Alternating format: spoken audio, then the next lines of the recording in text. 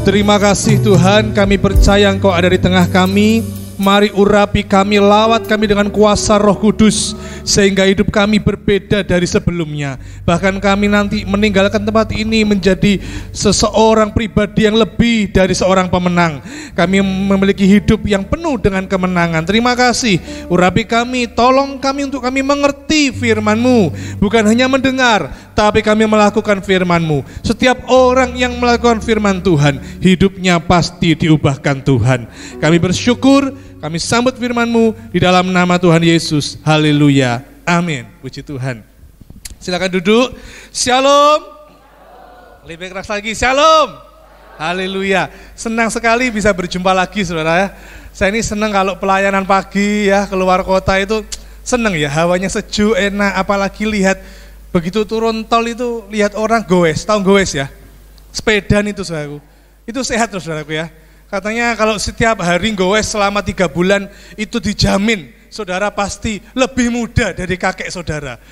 Katanya begitu ya, saya enggak tahu ya apa iya. Ya, saudaraku puji Tuhan. Nah kalau saudara ingat, kalau saya nyampaikan firman Tuhan ada apa? Pantun ya. Coba ini ya, ada pawang buaya lagi sakit gigi. Nah yang keras artinya gitu ya, ada pawang buaya lagi sakit gigi. Semangat haleluya, selamat pagi. Oh mana ini semangatnya, selamat pagi. Haleluya, ke dokter gigi lewat pasar kembang. Ketemu lagi dengan pendeta Bambang. Ya, udah ya pantunnya cukup ya. Yang penting firmannya, kalau pantunnya hanya selingan. Saudara, saya akan berikan judul renungan firman Tuhan yang akan kita dengar pagi ini dengan judul Jaminan Hari Esok. Ya, judulnya Jaminan Hari Esok. Ini bukan bukan moto jaminan hari tua, bukan. Tapi ini jaminan hari esok. Kalau kita bicara tentang jaminan hari esok, tidak ada seorang pun yang bisa menjamin besok Senin apa yang terjadi. Tahun depan hidupku gimana ya? Nanti 1 bulan lagi anak-anakku gimana ya? Tidak ada yang bisa menjamin. Yang bisa menjamin hanya Tuhan. Yang mengerti katakan amin? Kalau bicara tentang jaminan, itu bicara hal yang baik. Sesuatu yang positif. Tapi Pak, aku juga punya jaminan loh Pak. Itu Pak, sertifikat rumah, BPKB, itu saya jaminkan loh Pak. Itu bukan jaminan, itu digadaikan. Dijaminkan, beda loh ya. Ini jaminan, bukan dijaminkan. Ya. Nah saudaraku, makanya kalau saudara beli elektronik, anggap aja beli TV. Ya, maka ada istilahnya saudara dapat kartu jaminan atau kartu garansi. Ada TV yang garansinya 3 tahun. Ada juga yang garansinya 5 tahun. Saudara pilih yang mana? Yang garansinya 3 tahun atau yang 5 tahun?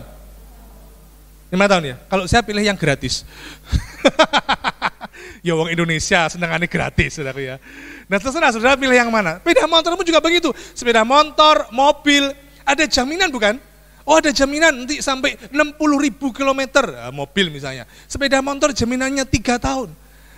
Nah hidup kita juga ada yang menjamin, yaitu Tuhan. Jaminannya enggak 3 tahun, enggak 5 tahun, tapi jaminannya selamanya. Yang percaya berikan tepuk tangan bagi Tuhan. Di dalam Yeremia pasal 29 ayat 11. Ya, Yeremia pasal 29 ayat 11. Dikatakan demikian, sebab aku ini mengetahui rancangan-rancangan apa yang ada padaku mengenai saudara ya. Yaitu rancangan damai sejahtera dan bukan rancangan kecelakaan. Untuk memberikan kepadamu apa? Hari depan yang penuh harapan. Ini kita pegang dulu. Ya. Itu jaminan firman-Nya. Dan itu berlaku untuk saudara dan saya. Sekarang pertanyaannya. Apa yang membuat kita yakin bahkan bahwa ada jaminan hari esok? Apa yang membuat kita yakin? Ini Pak ayatnya. Oke, ini ayatnya. Betul saudaraku. Apalagi yang membuat kita yakin bahwa aku tidak perlu khawatir hari esok. Aku tidak perlu bingung, tidak perlu stres. Saya akan bagikan 2 hal saja ya. 2 hal yang membuat kita yakin ada jaminan hari esok. Yang pertama, Matius pasal 28 ayat 18. Matius pasal 28 ayat 18. Yesus mendekati mereka dan berkata, kepadaku telah diberikan segala kuasa di surga dan di bumi.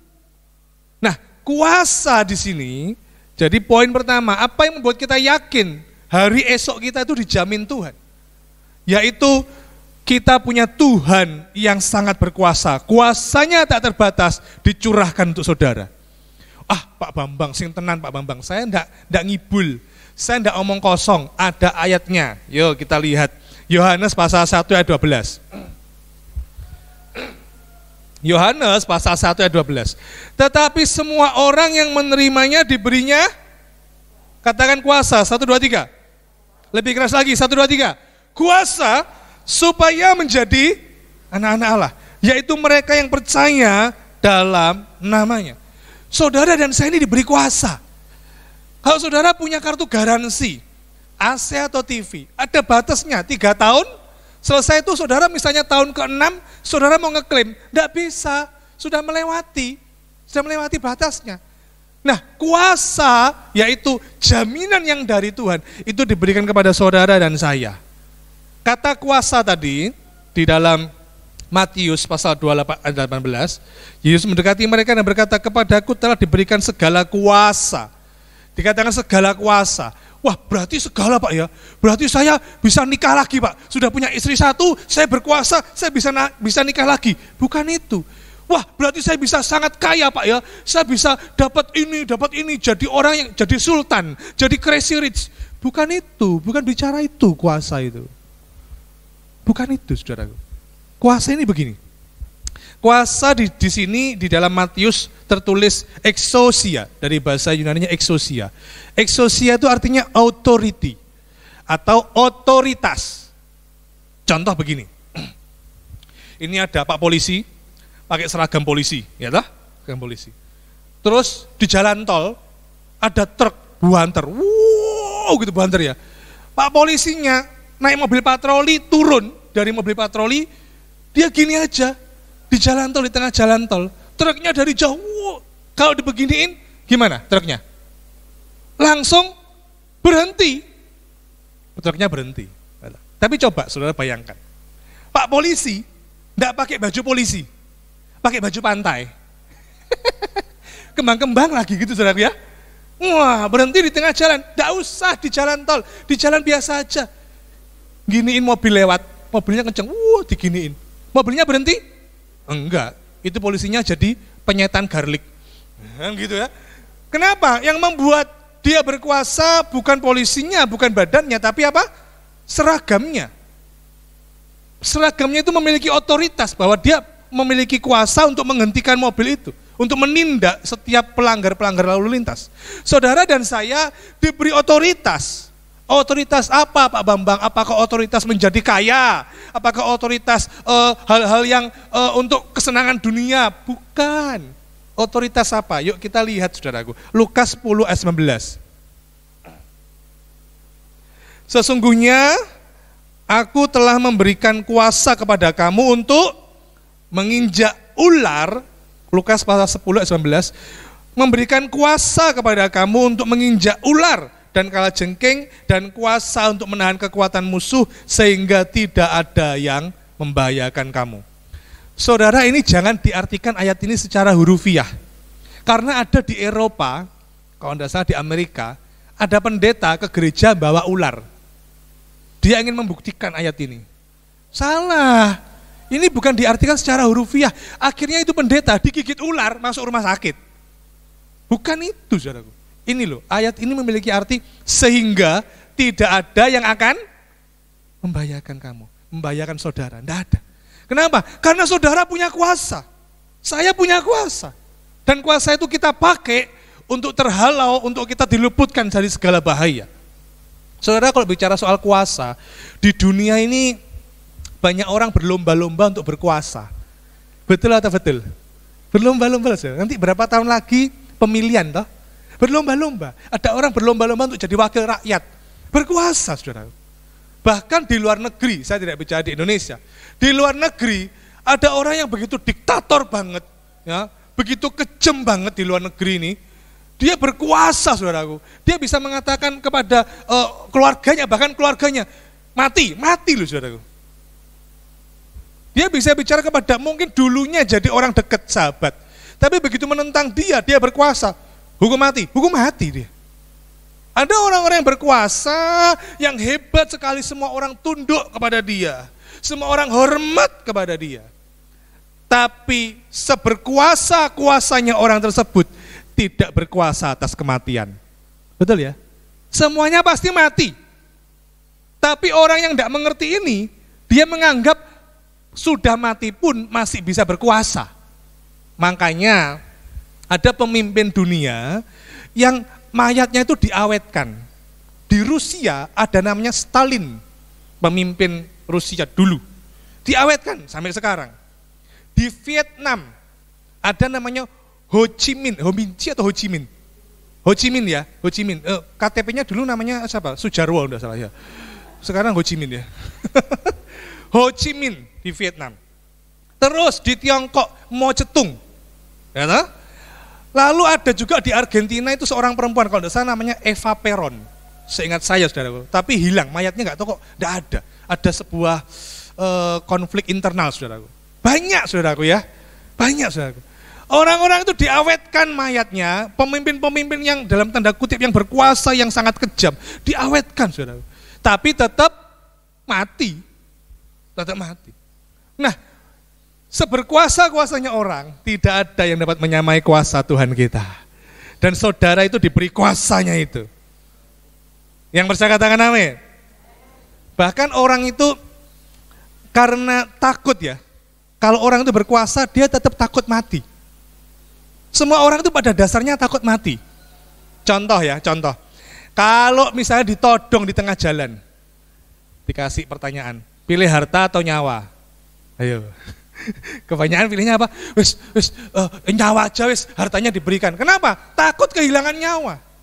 Itu menunjukkan bahwa orang itu takut mati. Orang sakit takut mati, makanya kepingin sembuh. Bahkan ada orang yang ini misalnya orangnya kaya sekali saudaraku. Dia kalau sakit sampai berobat itu ke luar negeri. Ke Amerika, ke Singapura, ke Malaysia. Ke Malaysia itu ke Penang kalau saya. Ke Penang itu ada rumah sakit saudaraku. Katanya kalau ke Penang itu orang bilang, Pak itu lebih rohani Pak, Alkitabiah.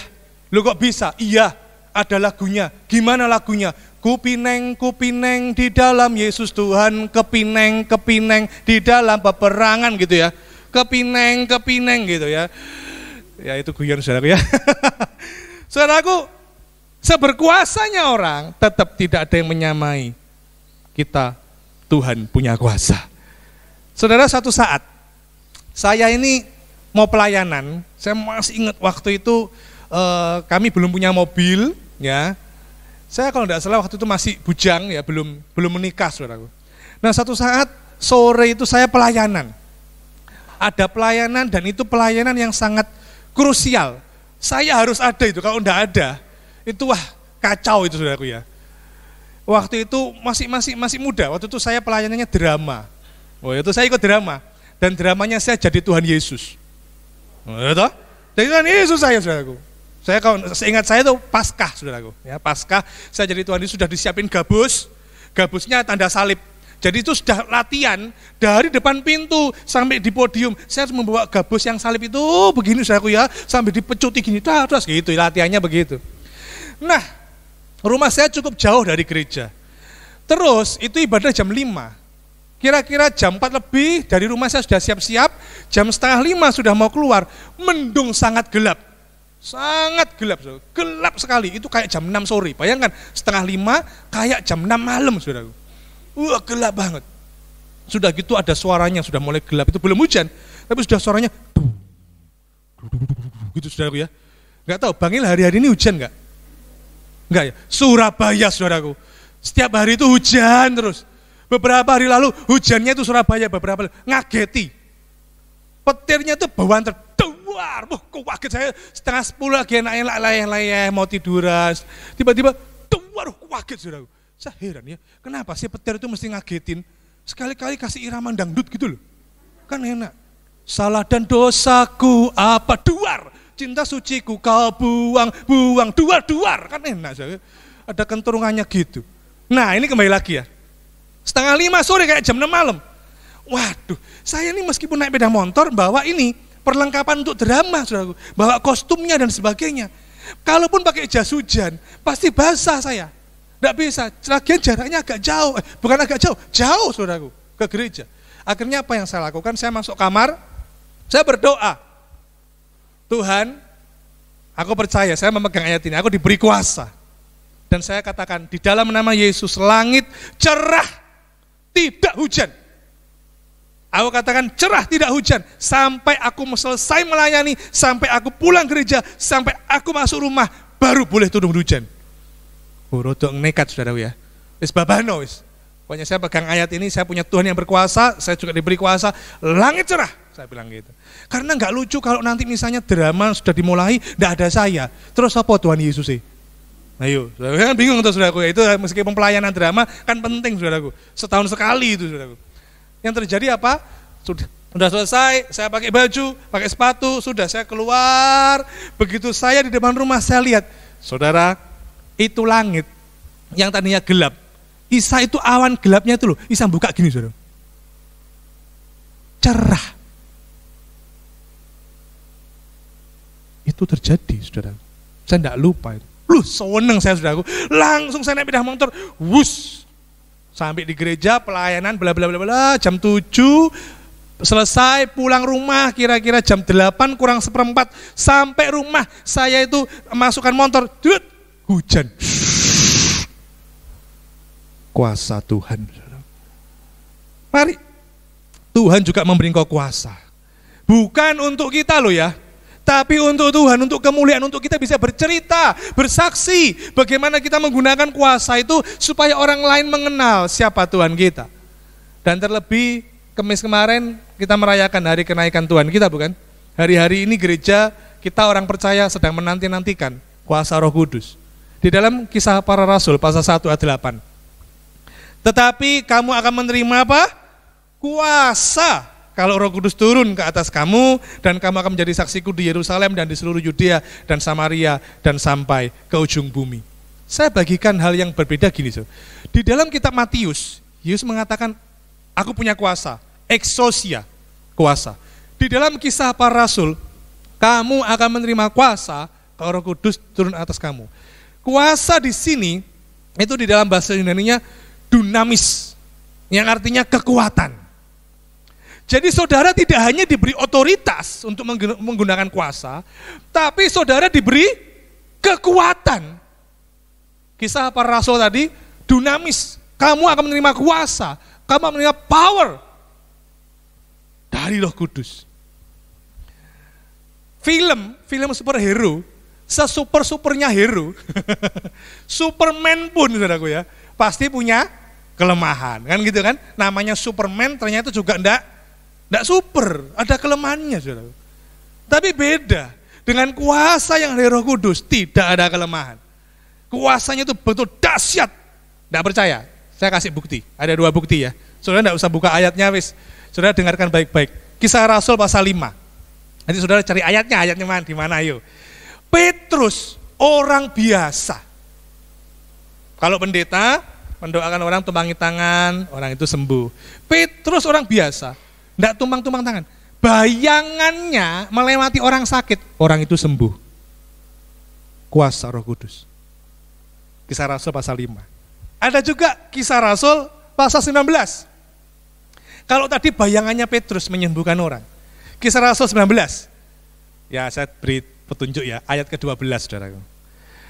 Sapu tangannya Paulus atau kain yang biasa dipakai Paulus bisa membuat orang sembuh. Bahkan roh-roh jahat bisa keluar, saudaraku. Lu sapu tangannya itu, saudaraku. Kain yang pernah dipakai Paulus itu. Itu karena kuasa Roh Kudus. Saudara diberi otoritas, diberi exousia, kuasa sebagai orang percaya.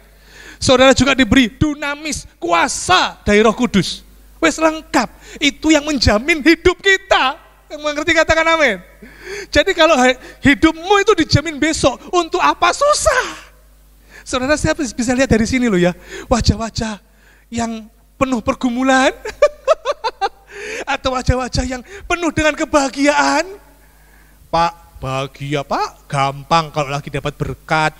Ya toh, kalau lagi dapat transferan, tokonya rame, ya toh, cuannya banyak, lagi badan sehat, bugar, bahagia, gampang Pak. Tapi saya lagi sulit. Saudaraku, Roh Kudus memenuhi saudara, enggak ditanya kok, enggak ditanya gini, kamu lagi punya hutang, aku enggak jadi deket kamu deh. Enggak. Kamu lagi susah kah? Enggak jadi ku beri kuasa. Enggak, saudaraku. Pokoknya kita percaya diberi kuasa. Itu jaminan, saudara. Nah, saya akan masuk di poin kedua, tapi sebelumnya saya bercerita ini, kisah nyata. Ada seseorang bernama Smith Wigglesworth. Ya, Smith Wigglesworth ini ratusan tahun lalu, saudaraku ya. Seorang penginjil, pelayan Tuhan, juga pengkhotbah. Yang luar biasa, dia memiliki iman yang kalau bisa dibilang bahasa Jawanya itu apa ya, bahasa kini itu nyentrik. Nyentrik, saudaraku ya. Imannya itu begitu kuat. Dia bilang begini, aku tidak akan mendapatkan perawatan medis. Aku tidak akan ada pisau operasi yang menyentuh tubuhku. Karena aku percaya Tuhan memberiku kuasa dan kuasa untuk sembuh. Ini nyentrik, saudara. Saya tidak mengatakan, saudara nggak usah ke dokter. Enggak loh, saudara ya. Ini imannya orang itu. Iman setiap orang kan berbeda-beda. Yang pasti berimannya kepada Tuhan yang sama. Kan gitu kan. Nah, Smith ini bilang, aku sembuh dari usus buntu, dari batu ginjal, tanpa dokter, tanpa perawatan medis. Sekali lagi, saya tidak mengatakan ke dokter salah, enggak ya, boleh aja silakan. Minum obat boleh aja, enggak apa-apa. Ya. Nah, Smith ini luar biasa, dia punya iman kuasa yang luar biasa karena kedekatannya dengan Tuhan. Dia memiliki hubungan yang akrab dengan Tuhan. Sampai-sampai suatu saat ada orang yang mati.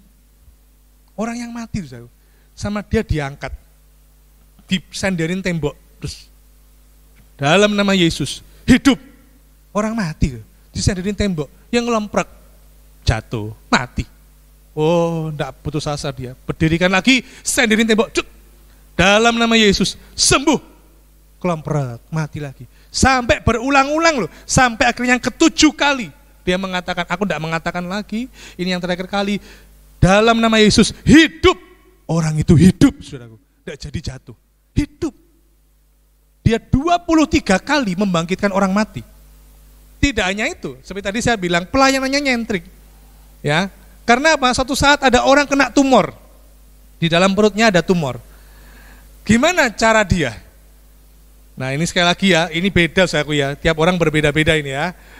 Jangan ditiru mentah-mentah ya. Tuhan pakai setiap orang berbeda-beda. Smith meninju, saudaraku. Itu perut orang itu ditinju, saudaraku. Kena tumor ditinju. Tegias. Tumornya tiba-tiba bisa mencelat keluar dari badannya. Tumor itu loh. Mencelat ke langit-langit. Saudara, do you know mencelat? Tahu ya mencelat? Cuat. Langit-langitnya penuh dengan darah. Orang itu sembuh.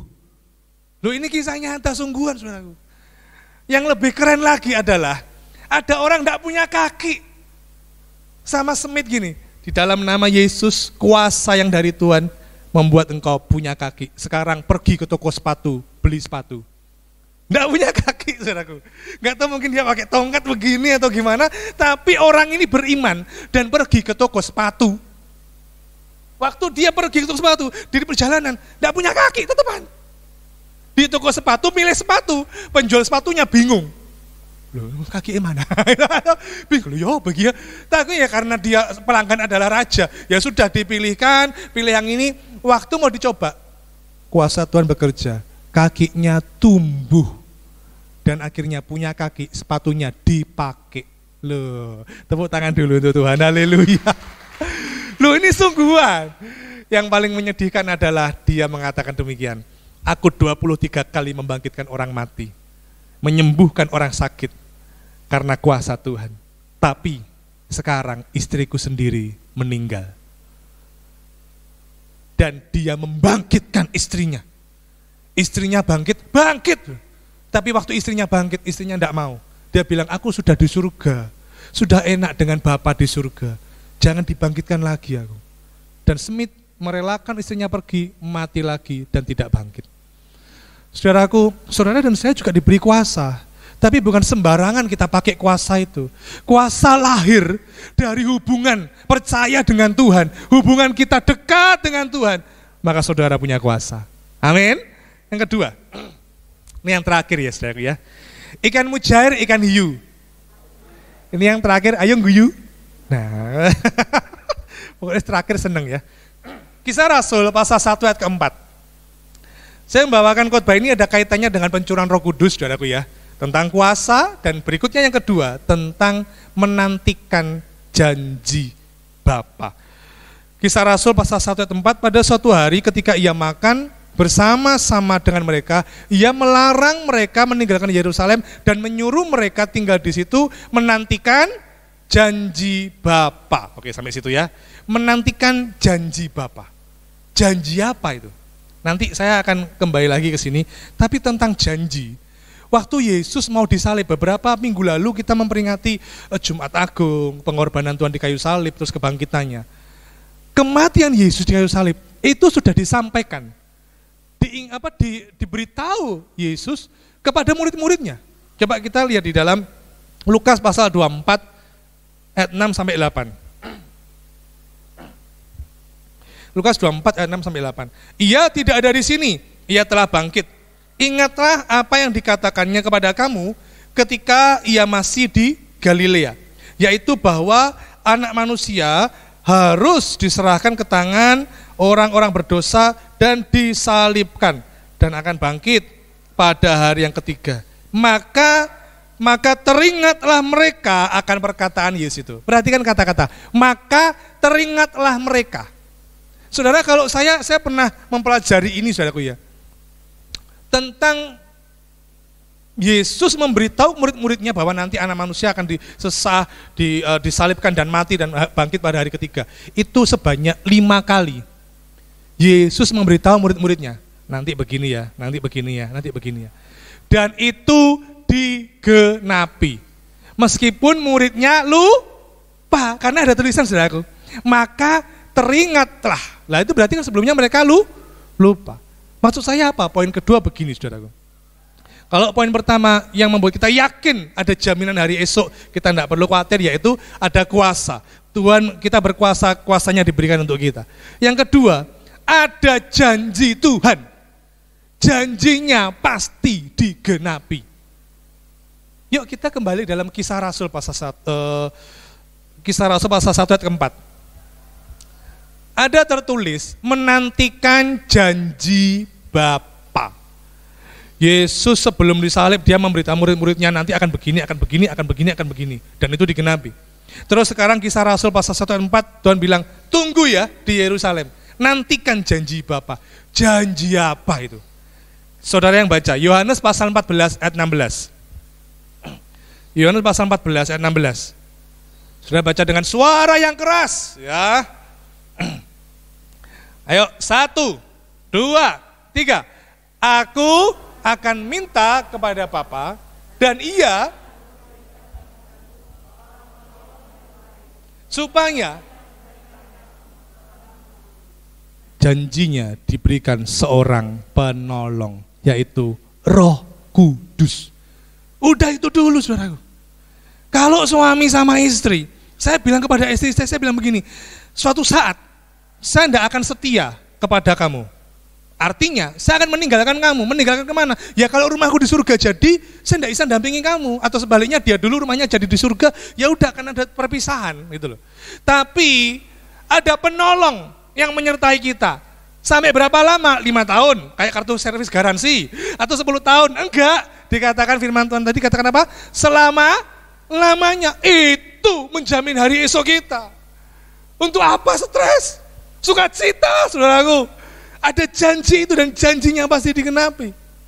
Kalau manusia janji kan bisa berubah-ubah ya. Manusia kan begitu. Ada manusia itu yang mau tapi tidak mampu. Contoh begini ya. Nyo, besok kalau kamu ke Jakarta, datang ke Encik ya.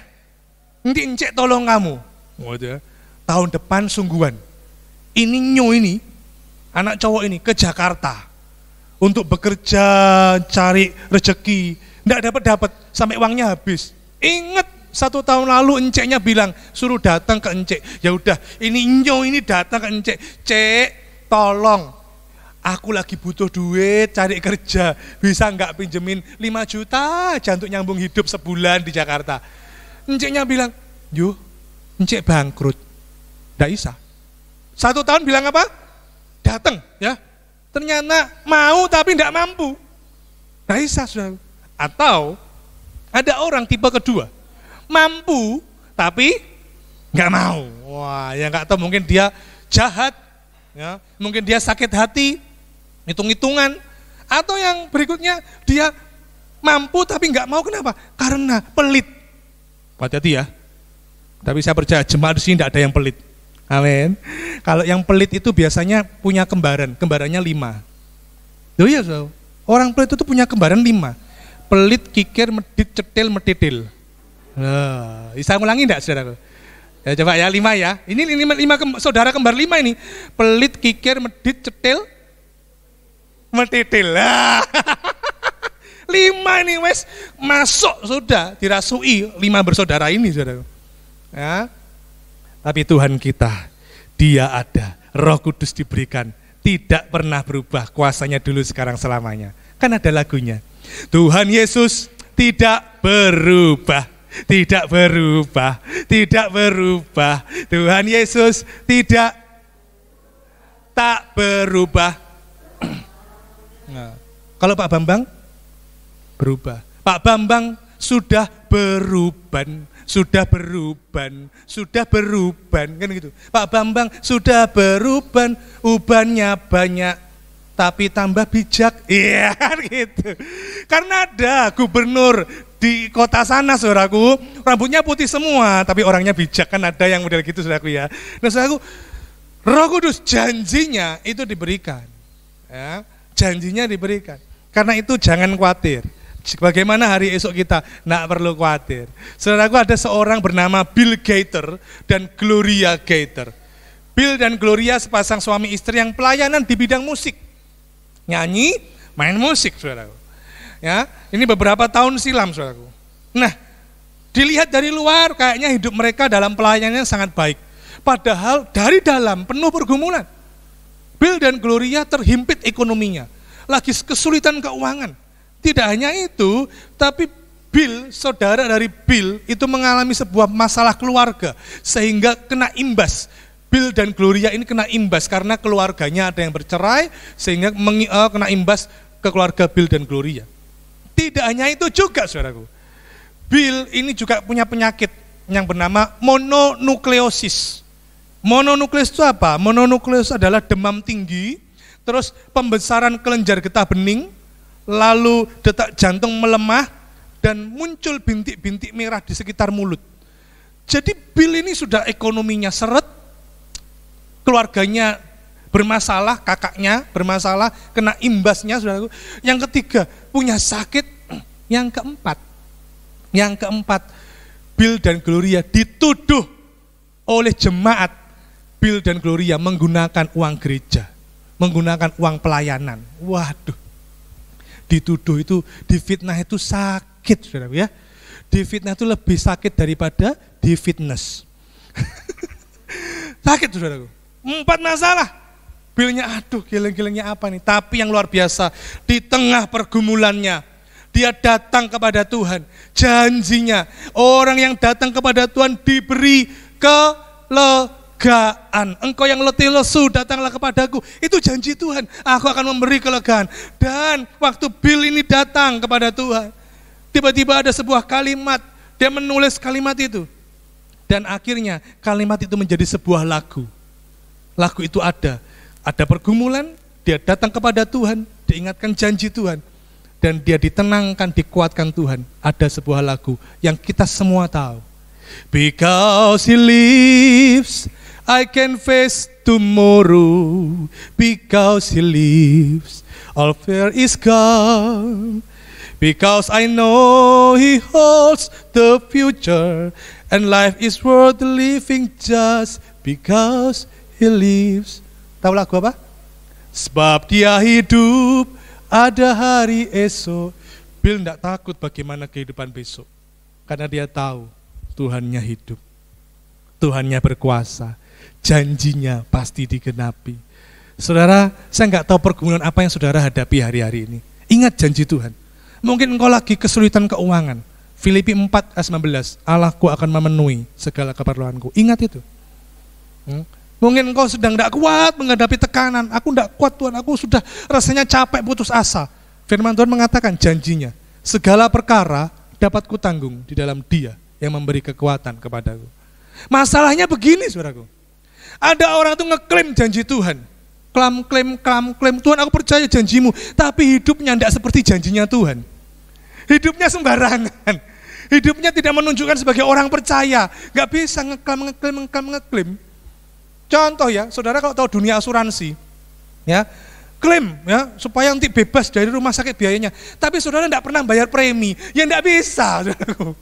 Saudara tidak pernah berdoa, tidak setia ibadah, terus klaim janji Tuhan, tidak bisa.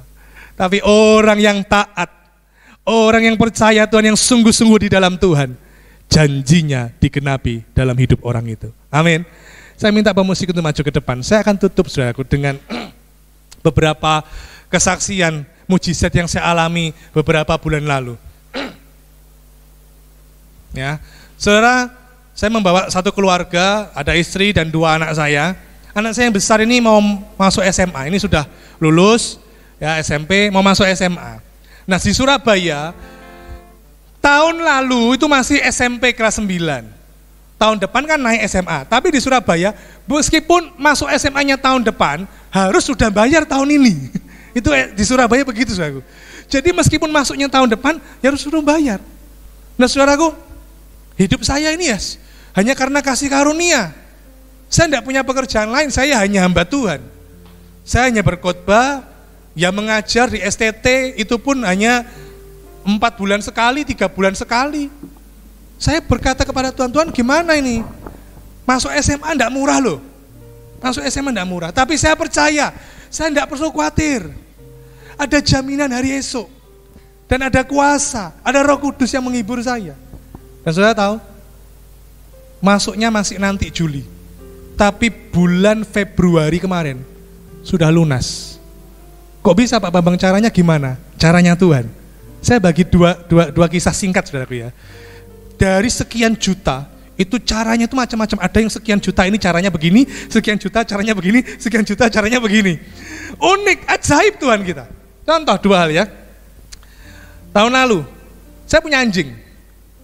Anjingnya jantan dan betina. Yang jantan namanya Blazer, yang betina namanya Mocha. Tapi kalau sesuai KTP namanya Mocha Latte Cappuccino Espresso Italiano.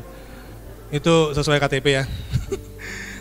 Ini si betina hamil, saudara ya. Punya anak. Anaknya 4, saudaraku. Yang 1 yang meninggal, tinggal 3. Ya. Terus cari pembeli kan, setelah 2 bulan ditawar-tawarkan, orang susah untuk beli. Oh enggak cocok harganya, oh ini belum divaksin lah, oh ini enggak ada sertifikatnya lah, macam-macam. Tiba-tiba dalam sekejap ada orang gini, tak borong semua, 3 anjing aku beli. Dan itu jutaan. Tapi belum lunas, masih uang SMA-nya itu masih kurang. Dapat uang penjualan anjing. Cara Tuhan saudaraku, tiba-tiba ada orang langsung borong.